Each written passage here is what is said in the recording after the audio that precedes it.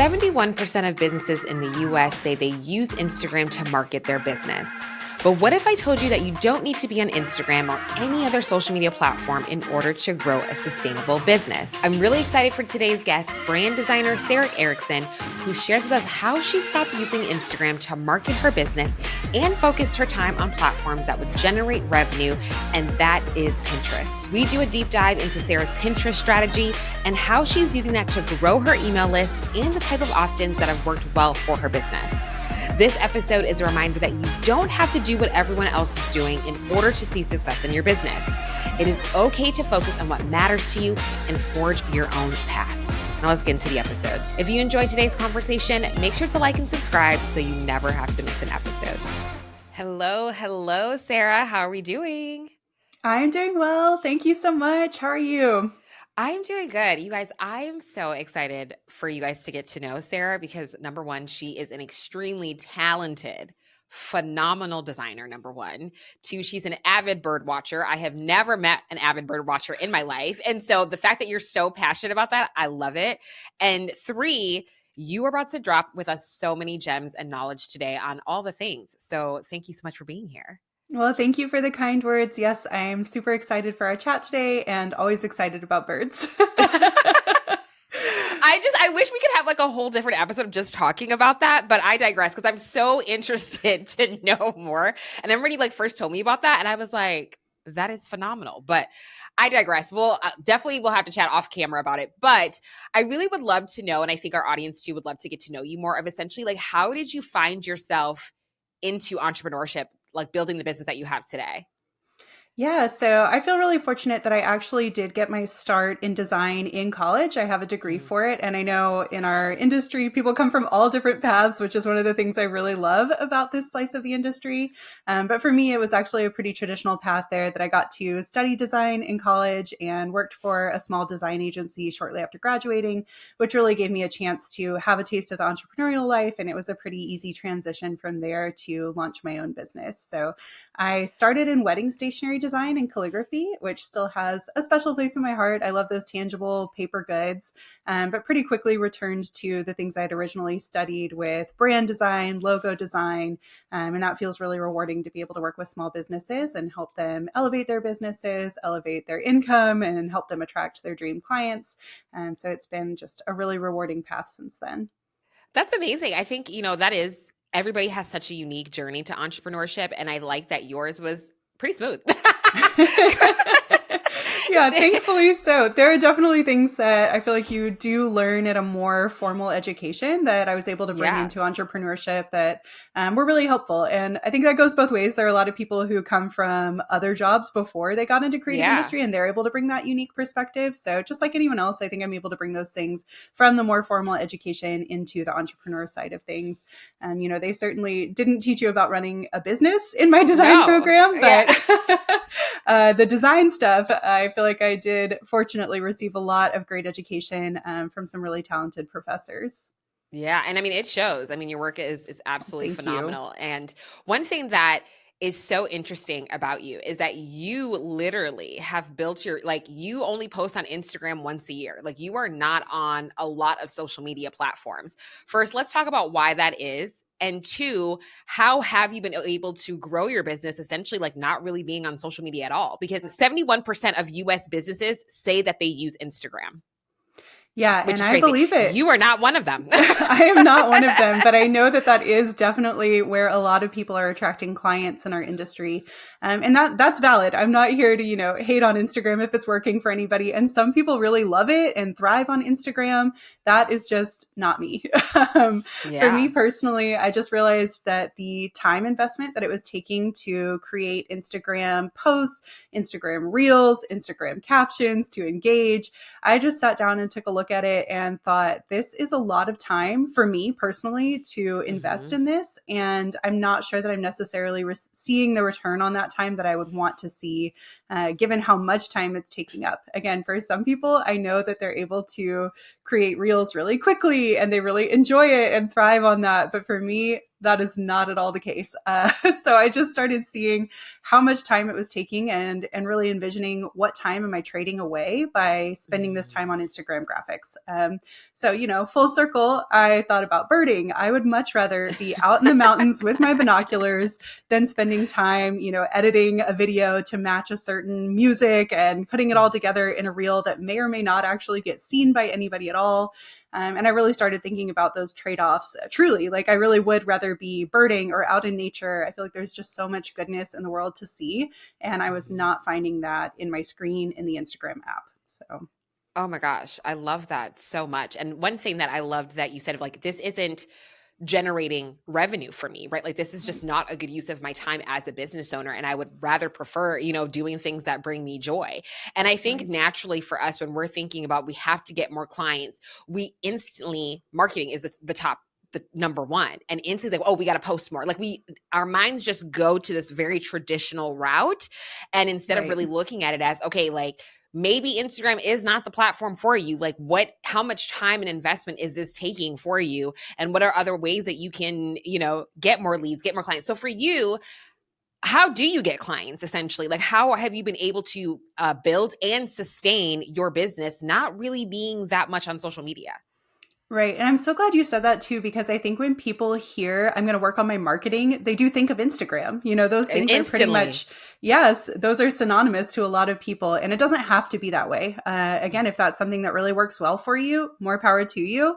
But if you are struggling on Instagram and feeling like your time is not worth the investment that you're putting in, I'm happy to share that there are plenty of alternatives. You don't have to be stuck on Instagram investing this time that's not working for you. So for me, Pinterest has been a huge driver of traffic, of lead generation, of people who are joining my email list. And that's really where we've put, I say a lot of our time investment, but compared to Instagram, it's just a really small sliver of what it takes to perform well on Pinterest. So I would say Pinterest has been huge in captivating that audience. At our highest level, we were at 9 million monthly impressions, which is far beyond anything I could have ever hoped for on Instagram. 9 million. Sometimes I'm still amazed by that number. Like, you just said that so casually, 9 million. I'm like, what, ma'am? That's how I feel sometimes too. And it just goes to show that there's so much power in Pinterest that people are neglecting. I mean, I think very few of us have been able to reach 9 million impressions monthly, every month on Instagram. So that number has gone up and down for me, but hasn't gone below about 6 million in a couple of years. So, and I think you only have, just based on here, you only have like 14,000 followers around there. Yeah, I do not have a whole lot of followers on it. It's just all those impressions that once you put out graphics, people from a wider audience can see. So it's a lot different from Instagram in that you're not posting to people who are following you. You can really leverage the Instagram or the Pinterest algorithm to get in front of people who are new. And that's something that's really hard to do on Instagram, to break through and to reach new audiences, versus on Pinterest. That's actually very easy to get your work in front of new people. But let's talk about that though, because, I'm on Pinterest as well. That is a platform that I have been investing more of. And I am much more at a beginner level. I actually am starting to see like one of my pins finally took off, and that was after 3 months. Like, now Pinterest is definitely a long game. So I kind of want to like go through your Pinterest journey of like when you first started out, when did you start to see some like really where it takes off? Because that's the thing about Pinterest is like, you're not going to see results right away. But once you finally do, you have to take that momentum and keep going and keep going. And that's where it can lead to like bigger, right? Like where more people can see your content. So just walk us through a little bit with your Pinterest journey of like when you were starting out, like when did you finally see growth? What strategies were you doing that then finally like took you to like, maybe a couple 100,000 to like 1 million? I just asked you a whole bunch of questions in one. So let's just walk through it step by step. Yeah. We'll start from the beginning and cover all of that. And I think the key thing here that you're talking about is longevity. And that's something that we're not seeing on Instagram. On Instagram, things disappear so quickly. And even if you do get that viral moment, it's over so fast. And on Pinterest, it's really lasting. So I have pins that are from a couple of years ago that are still picking up momentum, that are still going viral. And that's the thing that's really incredible about it, is you're putting in this work now to pay off later. So it is a long game. Just like you said, it does take a lot more more patience, I would say. But it's Mm-hmm. so worth it because you're investing this small amount of time now to see that growth exponentially for years and years to come. So Mm-hmm. I started on Pinterest. Let's see.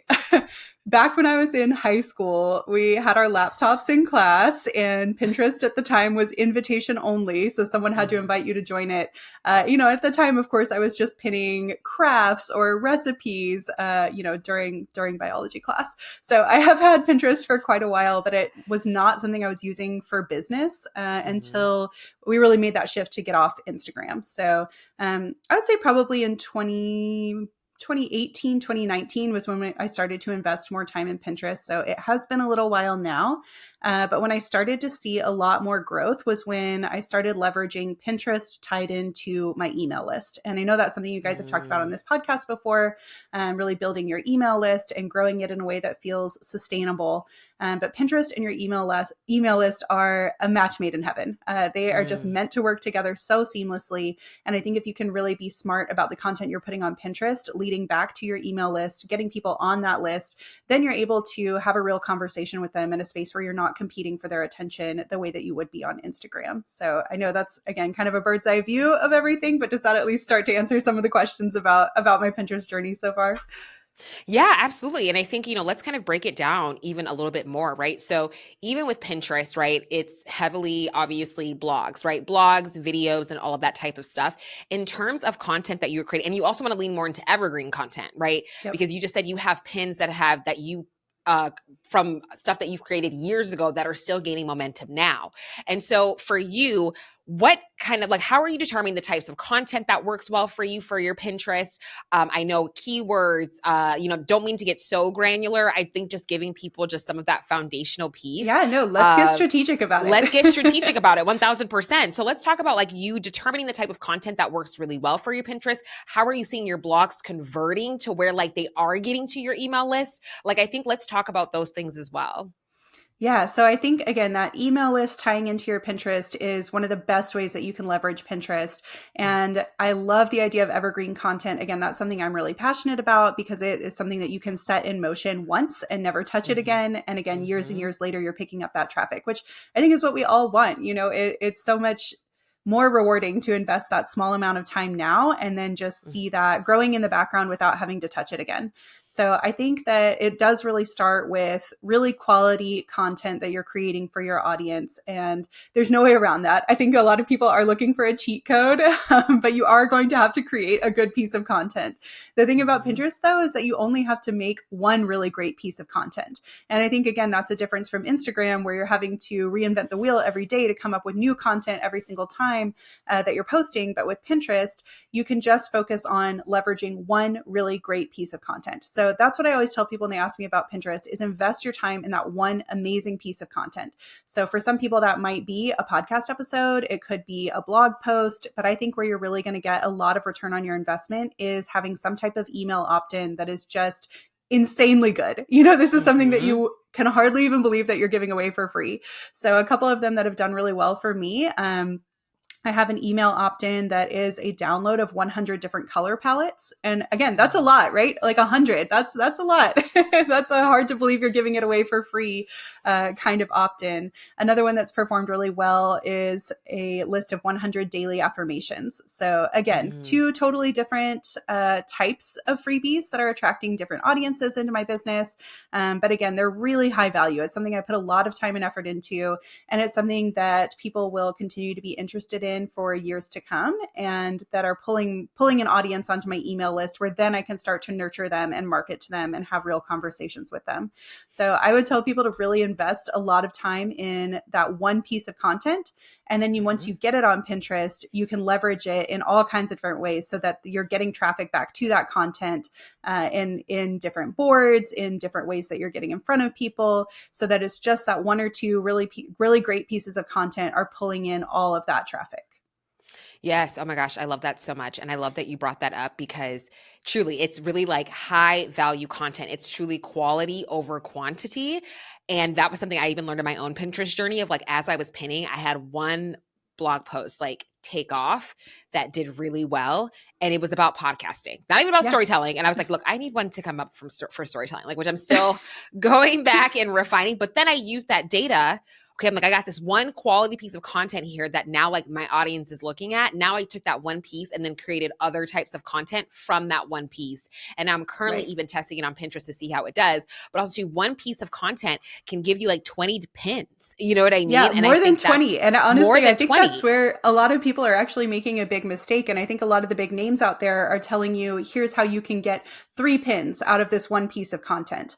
And I think you can go way beyond that. So again, using my example of 100 color palettes download, I probably have 100 pin graphics or more out there for that. And that's something that scares a lot of people, I think. They think I'm going to do Pinterest marketing. How am I ever going to create 100 graphics? But it's actually so much easier than you would think just to create subtle variations. It's even just creating the exact same pin, but changing the background color. Now you have 2 different pins that are linking back to the same content. So that's something that I love to show people how to do, is how they can multiply their content on Pinterest so that you are taking just one pin design and multiplying it so that it becomes 30 different pins, 50 different pins, 100 different pins, all leading back to the same content. And that's actually where, you know, I'm always focusing on quality, and I really care about being intentional and doing things well. But one of the things about Pinterest is that it is a quantity game. You know, you need that high quality content, but once you have that high quality content, then you can go for the quantity game. And again, you can create 100 different pins, all linking back to that same piece of content. So again, totally different from Instagram, that you are able to really multiply that content, get it out there in front of people in a lot of different formats. And then remembering that it's always linking back to your content, which again is something that it's hard to get on Instagram. I think that's one of the huge advantages of Pinterest as well, is that everything is linking back to your website, is linking back to your email list. So that's a huge advantage in terms of SEO, in terms of getting people onto a platform where, again, you're getting to have that direct conversation with them. You're getting to really walk them into your brand. You're getting them to know you as a person in a way that is very different from shouting into the void on Instagram. Yes, 1000%. And I also love that Pinterest just really does take the pressure off of social media in general. And I think, again, we always hear this, but just repeating this again, that Pinterest is a search engine, right? Like some people don't even consider it a social media platform. So I still do. I'm like, you know what I mean? But some people are like, it's a search, which I agree. Like YouTube, which is also a social media platform, like, right? Like having those skills, like if you're on YouTube, number one, you can repurpose those videos or clips on Pinterest, but also you already have that expertise in how to research keywords, right? And be able to take those skills over to Pinterest. And so how for you, right? Because that's the thing about Pinterest, is being found. So let's talk about some of the strategies that you have used to where, like, especially with your keywords and your titles, your pin descriptions, that really essentially led to you taking off and growing your list. Did you grow rapidly, or was it gradually, would you say? I feel like it grew fairly quickly. I think you were spot on about the lead time you talked about, that for most of our super successful pins, it is about 3 months to see them take off. So there definitely is a long lead time, but overall the growth did happen pretty quickly. And again, it is kind of a quantity game. So I do have plenty of pins that went nowhere. You know, I think that's normal on Pinterest. You know, you are going to get those pins that have very few views, very few impressions. And that's why it is important to put out a pretty large quantity of pins, because you will find out which ones work. And like you mentioned before, you'll also be able to look at the patterns of which ones are successful and build on that so that you have a strategy. You know, sometimes it's even stuff like the pins that have a darker background always tend to do better, or the ones that have a certain, you're using a certain call to action on them always tend to do better. So you'll pick up on those over time and get to understand which ones are really producing results. And that way you can incorporate that data into your next round of pins that you're creating. And again, just remembering you can always create more new pins leading back to that same old content. So the more data that you're able to accumulate, the more then you can tailor future pins to leverage that content in a new way moving forward. 1000%. Love that. So another question that I'm really curious about is, because I asked you quite a bit, like threw a lot at you, but even in terms of like the keyword research, like what strategies have you implemented as well to really help you be found on Pinterest? Yeah, this is one that I think some people kind of overcomplicate sometimes, and I like to keep Mm, it really simple. And again, just kind of bringing in a little bit of my branding background, really just take a minute to think about what are people searching for on Pinterest. It's kind of that mm, simple. I think a lot of people mm-hmm. do overcomplicate it and come up with all these strategies for different keywords, but at the end of the day, it's all about your target audience, your ideal client, and what are they looking for on Pinterest. So I'm using my 100 color palettes as an example. That's something that I know people who are interested in booking a brand design are looking for. They may not exactly be looking for logos per se, but they're starting to collect some ideas. They're starting to collect inspiration. So that's an easy way where I can step in, offer them something helpful, and then get them on the email list and start talking to them about booking a custom brand design. So that's something that I would encourage people to think about. Again, not overcomplicating it, but really just taking a minute to sit down, be thoughtful, think about your target audience. Who are you actually trying to reach on Pinterest, and what are they looking for as they're searching on Pinterest? It's really that easy. Yes, 1000%. And I think too, just to your point of like, lean into your target audience. What are questions that you commonly get? That's where you can start creating content off of, right? And one thing I want to highlight with you is that you are very intentional, even in like your customer journey. So even like highlighting that for business owners, like really think about where you're like where people are in their customer journey and building content off of that. Because example, you for businesses, like I remember for me of like getting to a certain point of like, okay, now I know I need a brand designer. And you already were like, all right, this is for the person that is now ready to invest, looking for a brand designer, doing the research. Here's the color palette, because color palette is such a big part of the branding process, right? Like you were very strategic more so on that end. So really thinking about where your client or customer is at in their journey. That's what I meant to say. That's So spot yes. on. And, you want to give them something really valuable, this high quality content, but you're also not giving them everything. So for me, Mm-hmm. people who are downloading those color palettes, they think, okay, great, this really helped me. I was able to implement the color palettes on my website, but now I'm kind of wondering what's next. And that's where I'm able to step in and then offer them my services beyond the color palette. So that's really the sweet spot. If you can get there as you're thinking about that signature content you're creating, is how can I offer my audience something that is really valuable, but does also kind of leave them wondering what the next step would be. And that's where you step in and can offer your services to help them solve that problem. Yeah, and I really want to transition out into opt-ins because I do think like I love how you pointed out your really great opt-ins. For me, mine is quizzes. Yeah. And I do think that we need to be testing more opt-ins. And so for you, what has your process looked like where you were like, all right, these two were it? Like do you test your opt-ins? What has this process looked like? What type of opt-ins have you tried that you'd be like, this hasn't worked? Like what's your process like? Yeah. Let's start with the one that has not worked. Some Yeah. lessons learned, I would say. In one sense, it's actually been hugely successful. But I think I mentioned earlier that one of my biggest opt-ins was a list of 100 affirmations. So when people sign up for Mhm. the list, every day they're getting an affirmation into their inbox. So some lessons I learned about the affirmations. I put out these affirmations really as a passion project. They were 100 Mhm. affirmations I had written for myself, and I just wanted to Mhm. share them with anyone who might be needing that little boost in the morning. It really Mhm. wasn't so much a business decision as just this is a personal project that I would love to put out there and share with Mhm. anyone who would like it. It turned out to be a really huge lead generator. Mhm. In the way that it was getting subscribers. It was one of my best opt-ins, but people would sign up and I had no idea who they were or how to serve them. It was such a Mhm. broad audience and it got a lot of people onto my list, but I was like, I have no idea who you are. I have no idea how to sell to you. I don't know what you're looking for. So I would say that was a bit of a mistake on my part, and I should have been a lot more Mhm. strategic about understanding this audience. How can I determine who they are, and could I create any offers that would serve them now that they're on this list? So that kind of goes back to what we were talking about in terms of creating really smart, strategic, thoughtful opt-ins to start with. The color palettes, on the other hand, have been a really great one that are people in the right target audience that do eventually book my brand design services, or are happy to receive any of my other design tips from my blog that I'm sending out to my email. So that was a much smarter opt-in than one that did not really have a whole lot of thought and strategy behind the audience. So I would just encourage people to really think carefully about who that audience is, who you want on your email list, and to be patient. I think Pinterest is a great time to get people who are probably a little bit earlier in that customer journey sometimes. Mm-hmm. So again, people who are downloading color palettes are at the very beginning of their brand design thought process. They are not necessarily 100% ready to book right away. And that's Mm-hmm. okay. They're getting on my email list, and sometimes it's a year later that they decide to book. And I think that's part of Pinterest, is just being patient and knowing that you're setting up your marketing for a sustainable marketing plan for longevity. It's not just a quick fix.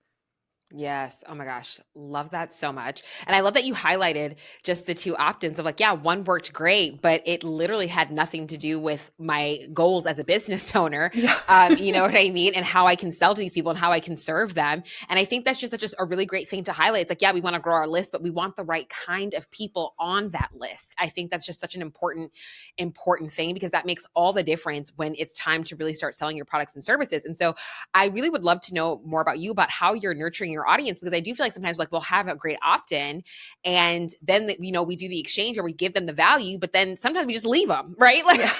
and I think that like that nurturing piece is so crucial. And so what does your nurture sequence look like? Yeah, so for most of my nurture sequences, I do have a couple of different tweaks depending on the opt-in, so that they are getting tailored content depending on how they came to me.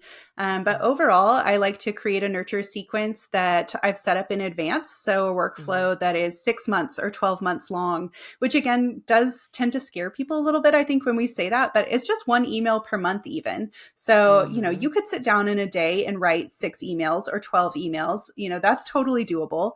And then I also like to think a lot about recycling that evergreen content. So again, thinking about Pinterest, thinking about how it ties into your blog and your email list. My goal is always to create that email opt-in, get it out on Pinterest. People sign up from Pinterest to get on the email list. And then I'm sending them stuff from my blog. Maybe it's even from years ago. Like I'm repurposing content that has been thoughtfully created to be evergreen, so that they're on that list and receiving value until the next time that I'm posting a new opt-in, in which case it's getting back out on Pinterest and garnering more people who are joining the list.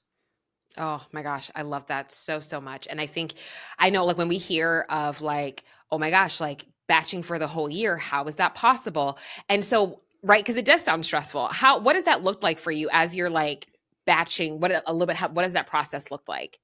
Yeah, again, I think you're right that it does tend to scare people when I talk about how many pin graphics I create or how many emails I write. But just remember that these are now emails and graphics that have been serving me well for at least 2, 3, 4 years. So it's Mm-hmm. so worth it to sit down and just do it well, and to know that once you do it this one time, it will continue to serve you and your audience for these years to come. So if you can think about it that way and just know that it's going to be worth this time investment up front, it's a little less scary to say, okay, I'm going to really sit down and do this all at once and know that it's going to last for a really long time. So for me, I definitely do have a pretty hefty blog at this point. I've been blogging for a long time and have a lot of good resources, but you don't have to start with a lot on your plate. I think, again, if you can Mm-hmm. just create that one really good piece of content, that is the key. You can always add more later, but I think like we talked about before, just having that one really great piece of content is something that you can leverage. You can put it out on Pinterest. You can send it to your email list multiple times. You can copy and paste a quote from it to use on your email list. Just get that one solid piece of content and then leverage it in as many ways as you can.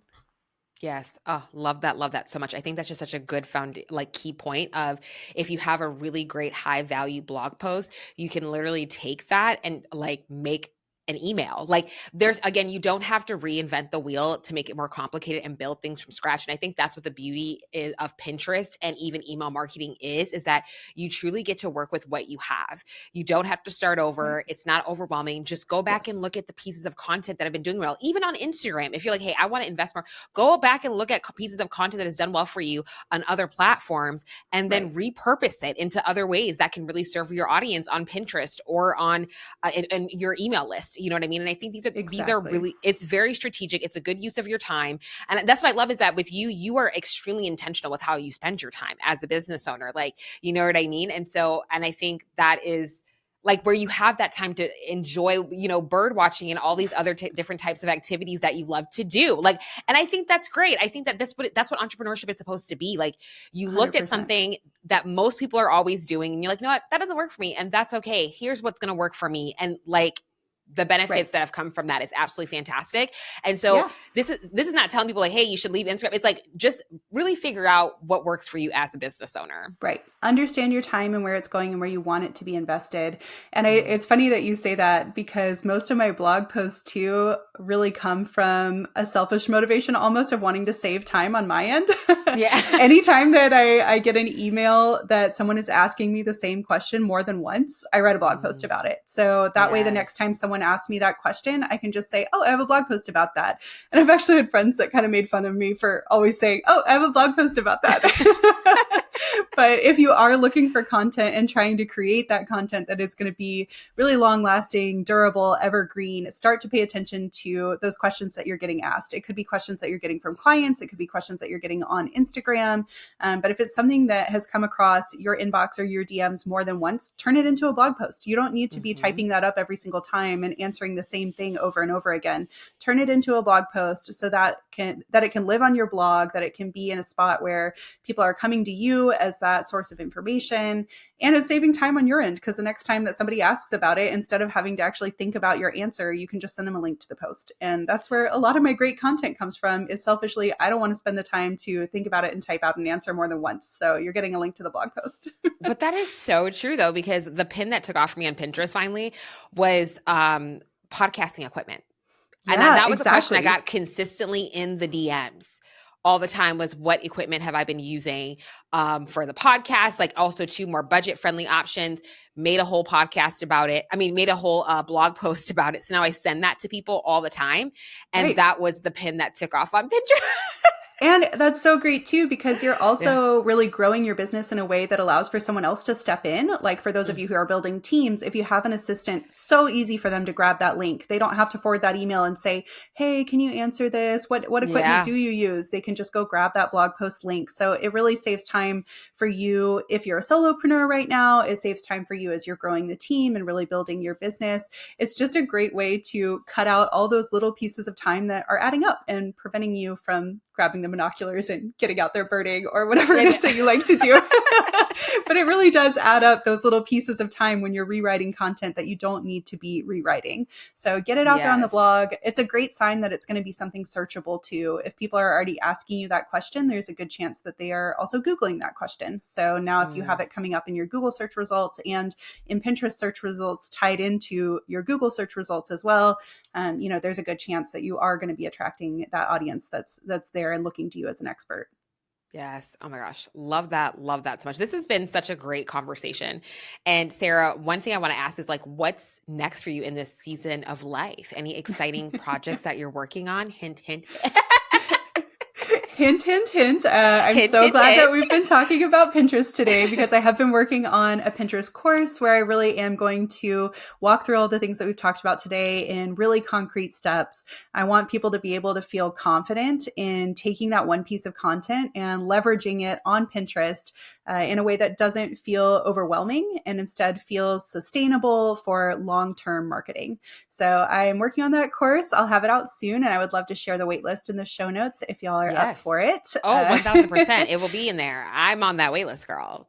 So. Well, if anyone else is feeling that Instagram is a bit of a struggle, which I hear a lot, I would love to invite you to join that waitlist and to see you inside the course, because I think it's a great way for all of us to think about our time and be a little bit more intentional and really leverage Pinterest as that long-term strategy so that you can have more time for the things that really matter in your life.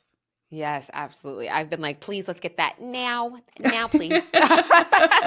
No, I am so excited for you, because I know this Pinterest course is going to be so impactful for so many business owners. And I have loved this conversation, because I think this just, again, really reiterates that there's more than one way to do business. Yeah. And I love that everything with you has been so strategic, so intentional, so that you can really craft the life and business of your dreams, and doing what truly works for you. And I really always want to really emphasize that as as a business owner, like, there's more than one way to do everything. Always. And so always. Yeah, I hope that gives people some hope, because I know when I thought about leaving Instagram, even I thought, is that really possible? I mean, Instagram is where it's at. That's where all the marketing efforts are focused. That's what everybody is saying. And I just want to put it out there that it is possible. And maybe it's not even Pinterest for you. Maybe you're someone who is going to receive that return on investment on YouTube, or maybe you're just really going to sit back and focus on personal connections, networking, and referrals, and drop Instagram so that you can have more time to spend on that. I think there are so many ways to do things and to do them really well in a way that feels really sustainable for your business. And I always like to say that it feels sustaining, not draining. So I want for you all to have hope that there is a way that your business can feel really good and the marketing can feel really good, instead of feeling like spinning your wheels and not seeing the results that you're looking for. Yes. Oh, 1000%. I love that. And every single question that we love to end with every episode is, what do you think is the biggest differentiator between the businesses that succeed and the ones that fail? I think just a heart for service. I think that the people who are really looking to serve their audience well, I think that comes through when it's authentic and intentional. I think your customers and your clients can really tell when you're pouring that just heartfelt strategy and heartfelt service into your offerings. I think that really does come across, and it will set you apart, even if sometimes it takes a little bit longer than some of the quick sales strategies. But I think that is the key difference maker. And will always eventually get noticed, and will build a thriving, successful business. 1000%. And Sarah, that is truly you all the time, is that you're always looking to help and serve others and make an impact. And so, and it like I see it and so many other people see it. So thank you so much for coming on the show. Like, I have loved this conversation. And I think, again, I think it was needed. I think it's been very refreshing and fun just to see how you run your business and how it's really shaped your life and your journey. And so for anybody that wants to connect with you, obviously not on Instagram. So where can we find you? Yeah, don't find me on Instagram. You're welcome to, but I won't be sharing much there. So I would love to see you over on my website. That's the best place to find me in all the different ways. That's where you can join my email list. You're always welcome to just send me a personal email. I love to receive those in my inbox. I would be so excited to share a conversation with you. So please do feel free to send me that email, or to get on my email list if you like to receive the inspirations and resources that we've talked about today. I'd be happy to see you there. My goal is always to have a real heart-to-heart conversation. So I would love to receive that from you. That means a lot more to me than just a like or a follow. So I hope to get to connect with you in that way. Oh my gosh, Sarah. I love you. Oh, that's amazing. Oh my gosh, this conversation has been everything. And for everybody listening, I hope you enjoyed it just as much as I did. This has been fantastic. And thank you so much again, Sarah. And for everybody listening, until next time. That ends our episode of the Independent Business Podcast. Everything we've discussed today can be found at podcast.honeybook.com. Head to our website to access for show notes, relevant links, and all of the resources that you need to level up. And if you've enjoyed today's episode, be sure to subscribe to the podcast to make sure you never miss our future content. Drop us a review and leave our guests some love on social. And thank you again for listening.